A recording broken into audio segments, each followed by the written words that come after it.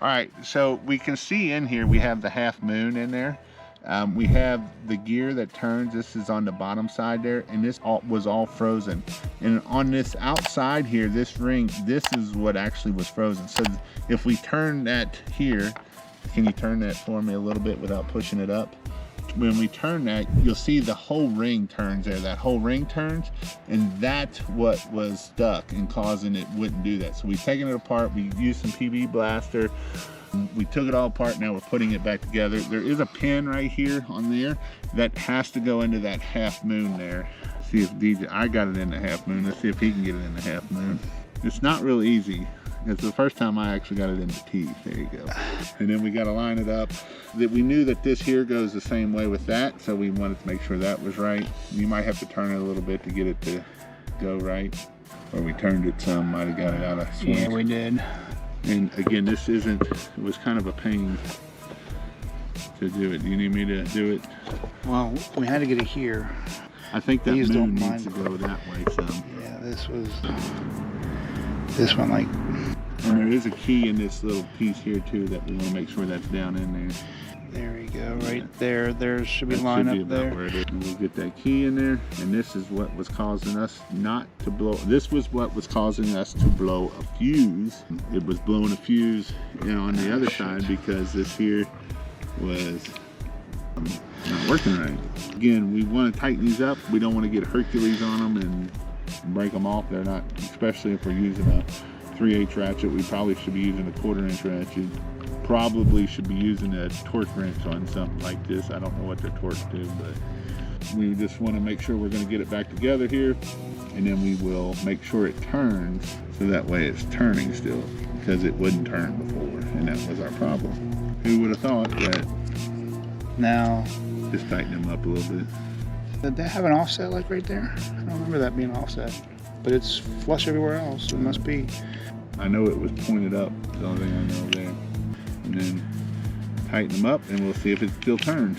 If you don't and you need a new pump, this pump's about $120, $130 on Amazon is when I seen it. It said $120 on Amazon.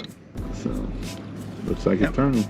I think once we get it on there and it's running, it should turn it even better, I would think, once it gets moving, you know what I mean? It's catching a little bit still. Well, we'll see what happens.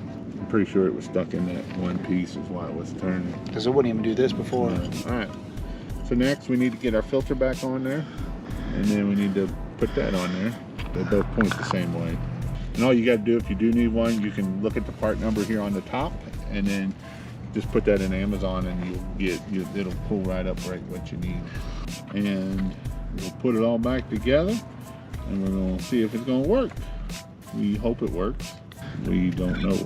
When you buy them on Amazon, does it come with solenoid and the gas Everything line? comes. I don't know if the solenoid. You might have to put a solenoid on. You can tighten them up a little bit, but don't get crazy.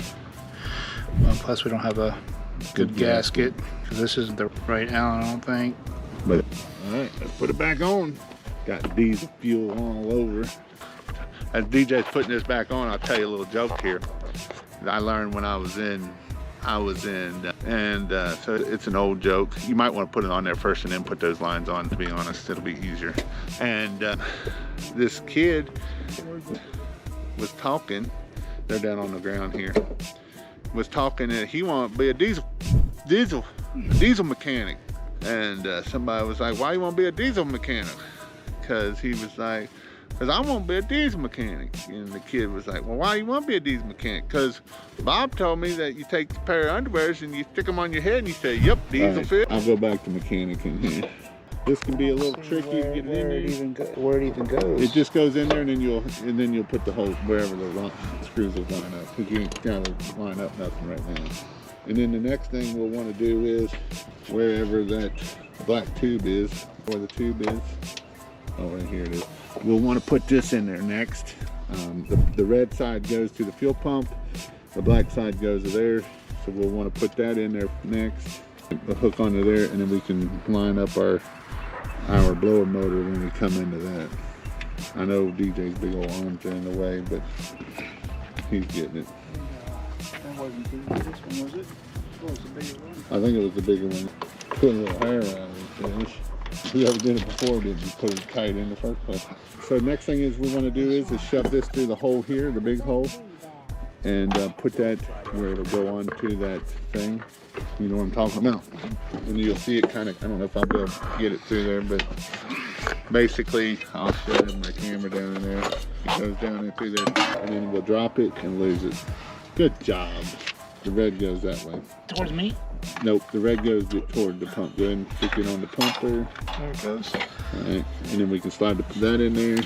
And you may have to turn that thing a little bit if it's got to get into that.